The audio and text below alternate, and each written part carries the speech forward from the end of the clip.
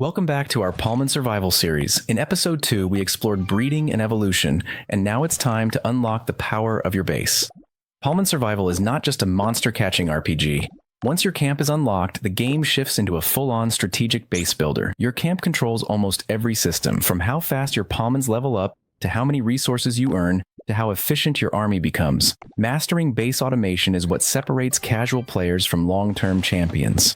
In this episode, we'll cover how base automation works, what buildings you need to prioritize, and how to keep your camp running efficiently, whether you're online or offline. Why base automation matters. Your camp is essentially the engine of your progression. Every building you unlock adds new functions, and the higher your camp level, the more your Palmons can grow. Many players focus too much on fighting or catching Palmons, but the reality is that your base decides your ceiling. Tasks like farming Dreamium, producing gold, training troops, or researching tech are all automated once you assign Palmons to them. The trick is setting up the right Palmons in the right spots, then upgrading those buildings so production never stops. Core mechanics of base automation. Automation kicks in the moment you assign a Palmon to a building. For example, put a Palmon with the engineering trait into the workshop and construction times shrink dramatically. Assign a Palmon with Prodigy to the research lab and upgrades finish faster. Healing Touch in the hospital reduces troop recovery. The key idea is this: each building has a job and each Palmon has traits. Match them correctly and the base runs itself. When you log off, your Palmons continue to work. Farms keep producing crops, gold mines keep filling, and energy continues to generate. The longer you leave them, the more they stockpile. This is why upgrading storage is just as important as upgrading production. Otherwise, you'll log into a full cap and wasted resources. Essential buildings to focus on. When your camp first unlocks, you'll be overwhelmed with structures. Focus on these priorities. 1. Dreamium Farms, your bread and butter resource. Always assign Palmons with the Dreamium Hunter trait here. 2. Gold mines, essential for troop training and building upgrades. Use Palmons with the Sweet Dreams trait to boost output. 3. Hospital, keeps your army sustainable after battles. Healing Touch reduces recovery time. 4. Workshop, cuts down building times. Engineering is a must-have here. 5. Research Lab, unlocks technology and permanent boosts.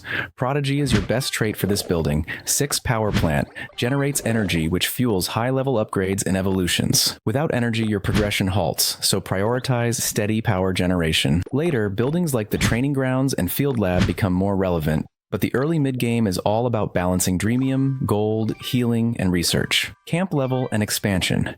Your camp level isn't just cosmetic, it controls the maximum level your Palmons can reach, as well as which buildings you can construct. Many players hit a wall because they level up their Palmons but forget to upgrade the camp itself. Always keep camp upgrades in sync with your roster. Expand territory when possible, since new plots unlock more space for buildings and farms.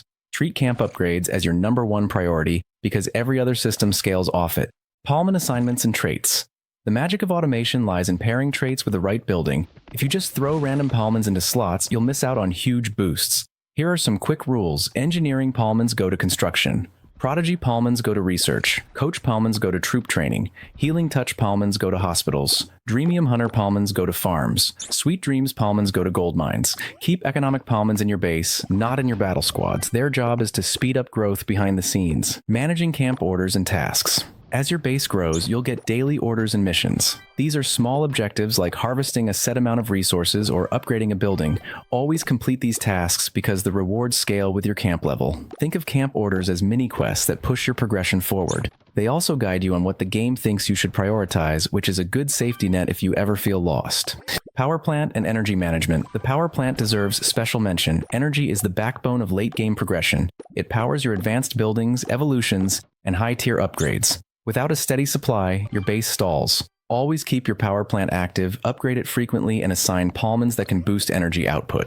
Some events and guild bonuses can also improve energy generation, so take advantage of them. Free-to-play tips for base automation. If you're playing free-to-play, base automation is your best friend. You don't need to spend to stay competitive if your base is running efficiently. A few tips. Always keep Palmon slots filled in key buildings. Idle slots are wasted growth. Upgrade storage to avoid resource overflow. Don't waste rare resources on cosmetic upgrades. Focus on functionality. Join a guild early. Many guilds offer passive boosts to building and resource efficiency. Log in multiple times a day, even briefly, to collect resources and restart timers. Conclusion: base automation is the heart of Palmon Survival's long-term gameplay. By assigning the right Palmons, upgrading key buildings, and keeping your camp level in sync with your roster, You'll create a base that grows stronger even while you sleep. This frees you to focus on battles, breeding, and PvP without worrying about falling behind. That wraps up episode 3 of our Palmon Survival Guide. In episode 4, we'll dive into advanced resource management and how to balance farming with fighting. If this was helpful, hit like, subscribe for more guides, and let me know in the comments how you've been setting up your base.